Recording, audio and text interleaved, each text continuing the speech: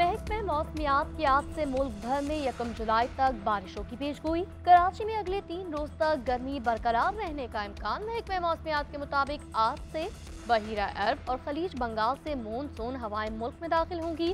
सिंध में उमरकोट, बदीन, ठट्ठा, हैदराबाद में बारिश का इम्कान। 27 जून से 1 जुलाई के दौरान इस्लामाबाद, रावलपिंडी, लाहौर और दीगर शहरों में बारिश का इम्कान। 28 जून से केपी, गिलगित बल्तिस्तान, कश्मीर और बलोचिस्तान में बारिशें होंगी।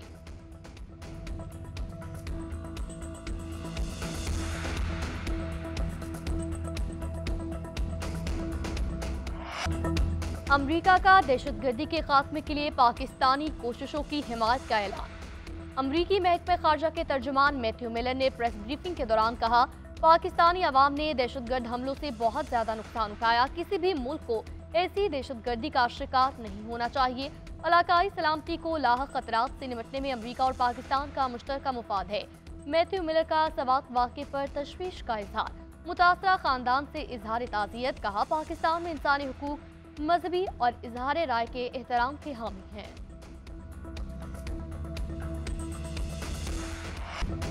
विफाकी काबीना से ऑपरेशन अज़्म इस्तेहकाम की मंजूरी। वज़ीर आज़म शहबाज शरीफ का कहना है, ये दीगर ऑपरेशन की तरह नहीं, लोगों के घरों में कोई कार्रवाई नहीं की जाएगी।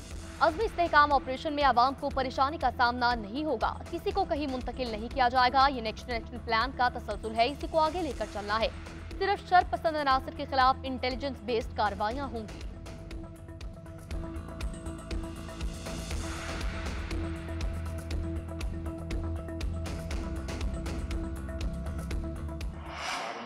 मिनिस्टर मौजूद थे, किसी ने मुखालफत नहीं की। एपी की हुकूमत जो है, चीफ मिनिस्टर साहब ने कोई इख्तलाफ नहीं किया, बल्कि उन्होंने दबे लफ्जों में ये कहा है कि हम इसको सपोर्ट करेंगे। जरूरत है इस वक्त के तमाम तर अदारे सबको जो है इसको सपोर्ट करना चाहिए। सारे अदारे बेनिफिशरी हैं इस वतन अजीज से। सिर्फ अफवाज जो है इस वक्त कुर्बानियां दे रही हैं, रोजाना उनकी शहादतें हो रही हैं। वोट बैंक के लिए ऑपरेशन की मुखालफत की जा रही है। सियासी अज़ाइम नहीं, दहशतगर्दी खत्म करना चाहते हैं। ऑपरेशन किसी के कहने पर नहीं हो रहा, हमारी जरूरत है। हुकूमत का ऑपरेशन अज़्म इस्तेहकाम पर इत्तफाक़ी राय पैदा करने का अज़्म। वज़ीर दिफा ख्वाजा आसिफ ने कहा, तमाम तशवीश और सवालों का जवाब दिया जाएगा। वज़ीर आला केपी ने इजलास में इख्तलाफ नहीं किया, दबे लफ्जों में कहा, ऑपरेशन को सपोर्ट करेंगे। अज़्म इस्तेहकाम ऑपरेशन खास तौर पर केपी और बलोचिस्तान में होगा।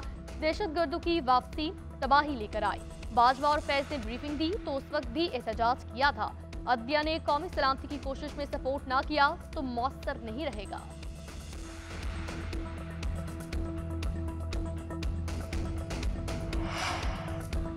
तहरीके इंसाफ ने अज़्म इस्तेहकाम के मामले पर आज जिरगा बुला लिया। बैरिस्टर सैफ कहते हैं, आज पेशावर में कबायली अमायदीन और सियासी कायदीन के कौमी जिरगे का इनेकाद किया जाएगा। तमाम सियासी जमातों को मदऊ किया जाएगा। जिरगे में करारदाद पास करा के पार्लियामेंट में पेश की जाएगी। ऑपोजिशन लीडर उमर अयूब का कहना है, पाकिस्तान के अवाम पर किसी भी किस्म का ऑपरेशन नामंजूर। मुल्क में सरमायाकारी इसलिए नहीं आ रही क्योंकि मुल्क में कानून की हुक्मरानी नहीं। चेयरमैन पीटीआई बैरिस्टर गौहर बोले, अभी तक ऑपरेशन के हवाले से पार्लियामेंट में मामला नहीं लाया गया।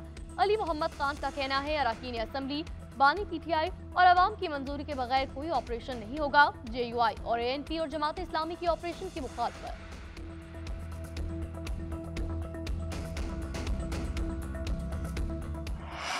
रिजल्ट्स इस ऐवान में लेके आएंगे ताकि पूरी कौम देखे कि किस तरह अखराजात में कमी की जाएगी।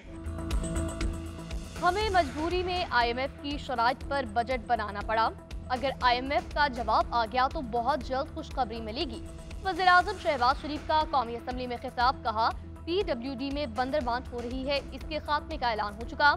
ईवान में डाउन साइजिंग की लिस्ट भी पेश करेंगे। हमारी हुकूमत ने जनूबी पंजाब का बजट ज्यादा रखा।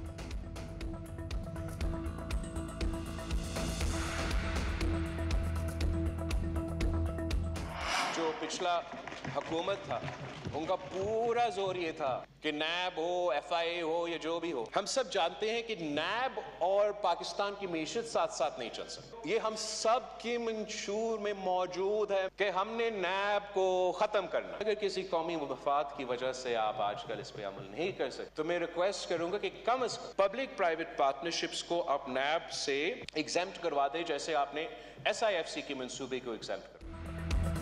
नैब और मईशत साथ नहीं चल सकते, हमने नैब को खत्म करना है। सियासत आगे बढ़ाने के लिए एक दूसरे को जेल भेजने की जरूरत नहीं, नैब को सियासी मकासद के लिए इस्तेमाल किया गया। पीटीआई दौर में बाजवा डॉक्टराइन के नाम पर ऑपोजिशन निशाने पर थी। नेशनल इकोनॉमिक चार्टर बनाना है तो सबसे मशवरा करना होगा।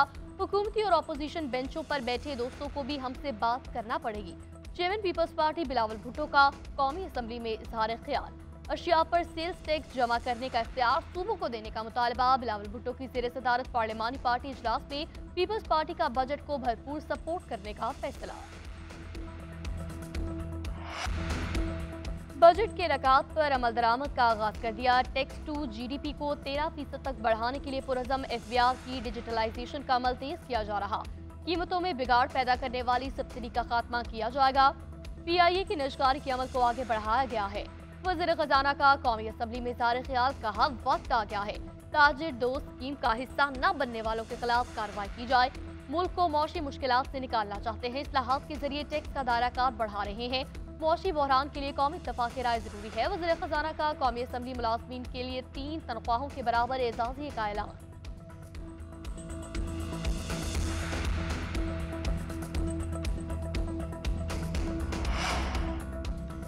वज़ीर आज़म के मशीर राना सनाउल्लाह का कहना है बानी पीटीआई जेल से रिहा हो सकते हैं। हुकूमत की कोशिश होगी जितनी देर इनको जेल में रखा जा सकता है रखें। हम आईन कानून के मुताबिक बानी तहरीक इंसाफ को अंदर रखेंगे। बानी पीटीआई का सियासी एजेंडा मुल्क में अफरा तफरी और अदम इस्तेहकाम फैलाना है। बानी पीटीआई बाहर भी आ जाएंगे तो तूफान नहीं आएगा।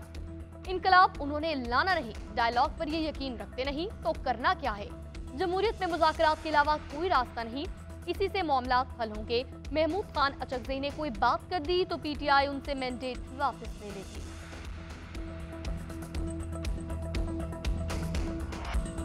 पहले दिन से कह रहा हूं कि उम्मीदवारों को पीटीआई में रहना चाहिए था। हमने तो नहीं कहा था सुन्नी इत्तेहाद में शामिल हो जाएं। चीफ जस्टिस काजी फायजीसा के मखसूस नशिस्तों के केस में रिमार्क्स, कहा जजेस का काम किसी फरीक का केस बनाना या बिगाड़ना नहीं होता। तहरीक इंसाफ केस में फरीक है ना कोई मुंतखब नुमाइंदा। अगर मखसूस नशिस्तों की फहरिस्त नहीं दी गई तो असरात तो होंगे। समझ नहीं आती क्यों इंट्रा पार्टी इलेक्शन नहीं कराते। जस्टिस अतहर मिनल्ला ने रिमार्क्स दिए। सुप्रीम कोर्ट के बल्ले के निशान पर फैसले से कंफ्यूजन हुई। चीफ जस्टिस ने कहा सुप्रीम कोर्ट ने बल्ले के निशान पर नहीं इंट्रा पार्टी इलेक्शन पर फैसला दिया। जस्टिस अतहर मिनल्ला ने रिमार्क्स दिए, ऐसा वक्त जरूर आएगा जब सुप्रीम कोर्ट दोबारा अफसोस करेगी।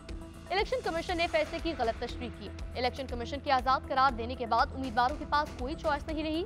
इलेक्शन कमीशन का उम्मीदवारों के कागजात न मानना और आजाद जाहिर करना ही असल तनाज़ है।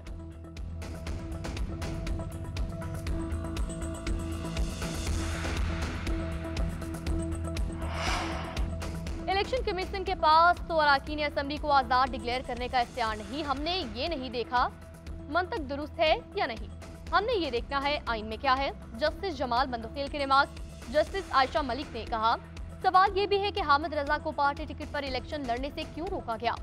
इलेक्शन कमीशन इस मामले की तस्दीक करे तो केस नया रुख इख्तियार कर सकता है।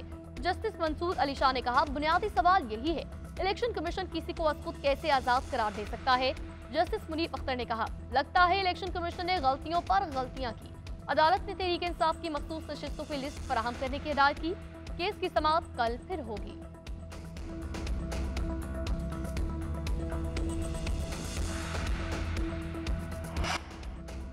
कराची से लाहौर जाने वाली मुसाफिर ट्रेन मिल्लत एक्सप्रेस बड़े हादसे से बच गई। कोटरी के करीब तेज रफ्तारी के बायस मुसाफिर ट्रेन के ब्रेक फेल हो गए।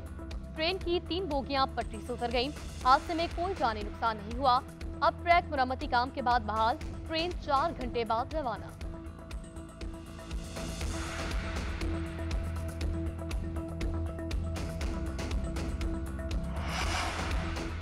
मलेशिया से लाहौर अपनी फैमिली से मिलने के लिए आने वाला 27 साला उस्मान अगवा।